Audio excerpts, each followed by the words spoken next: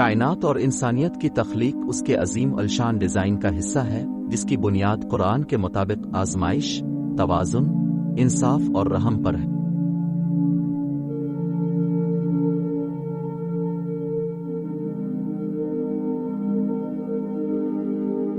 ہم نے آسمان و زمین اور ان کے درمیان کی ہر چیز کو بے مقصد پیدا نہیں کیا۔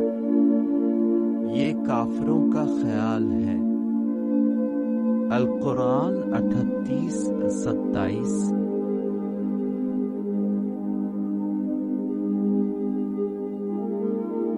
ہم نے تمہیں زمین سے پیدا کیا ہے، اسی میں ہم تمہیں لوٹائیں گے اور اسی سے دوبارہ زندہ کریں گے۔ قرآن۔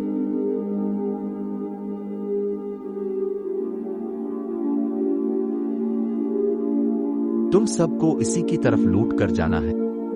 اللہ کا وعدہ سچا ہے۔ وہی ہے جو تخلیق کے عمل کو شروع کرتا ہے اور اسے دہرائے گا، اسے دوبارہ زندہ کرے گا تاکہ وہ ان لوگوں کو آخرت میں انصاف کے ساتھ بدلہ دے جو اس پر ایمان لائے اور عمل صالح کیا۔ رہا وہ لوگ جنہوں نے کفر کیا، انہیں پینے کے لیے کھولتا ہوا پانی ملے گا اور وہ دردناک عذاب سے گزریں گے کیونکہ انہوں نے حق کو جھٹلایا۔ قرآن۔